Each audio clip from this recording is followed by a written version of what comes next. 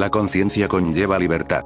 Libertad no quiere decir solo libertad de hacer el bien. Si ese fuese el significado de libertad, ¿de qué clase de libertad estaríamos hablando? Si solo eres libre de hacer el bien, no eres libre.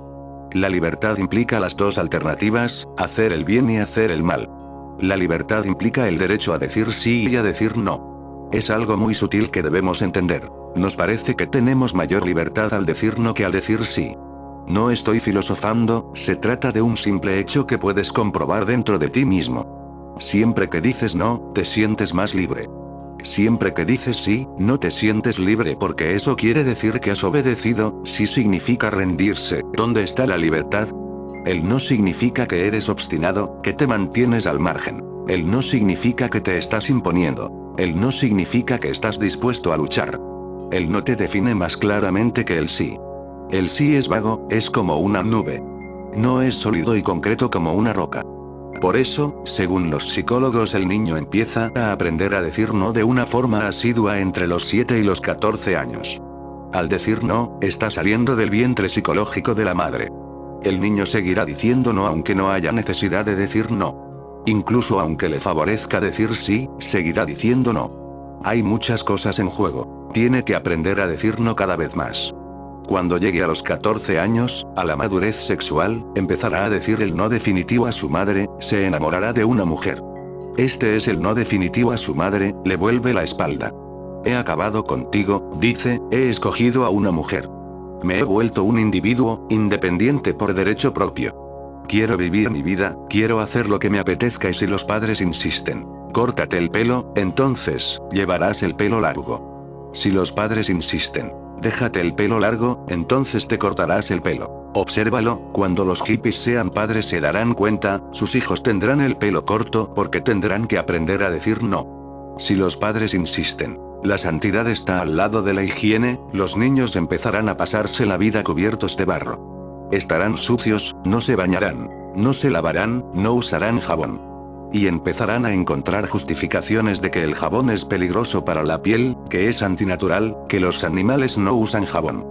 Pueden encontrar todas las justificaciones que quieran, pero, en el fondo, esas justificaciones solo son tapaderas.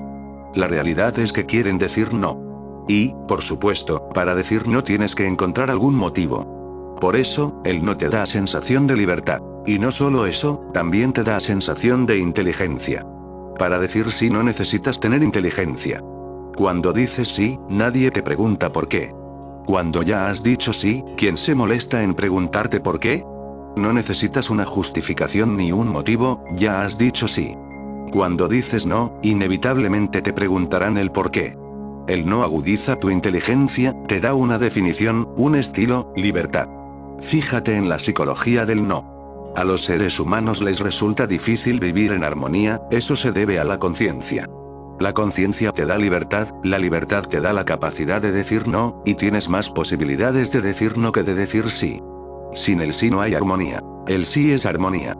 Pero tardas un tiempo en crecer, en madurar, en llegar a una madurez tal que puedas decir sí y seguir siendo libre, decir sí y seguir siendo único, decir sí sin convertirte en un esclavo.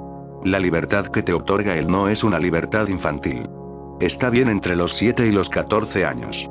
Pero si alguien se queda atrapado durante toda su vida y se convierte en una persona que siempre dice no, habrá dejado de crecer. El crecimiento absoluto es decir sí con la misma alegría que un niño dice no. Es una segunda infancia. El hombre que puede decir sí con una inmensa libertad y felicidad, sin vacilar, sin comprometerse, sin condiciones, con una alegría simple y pura, con un sí simple y puro, ese hombre es un sabio. Ese hombre vuelve a vivir en armonía, y su armonía tiene una dimensión totalmente distinta a la de los árboles, los animales y los pájaros. Ellos viven en armonía porque no pueden decir no, y el sabio vive en armonía porque no dice no.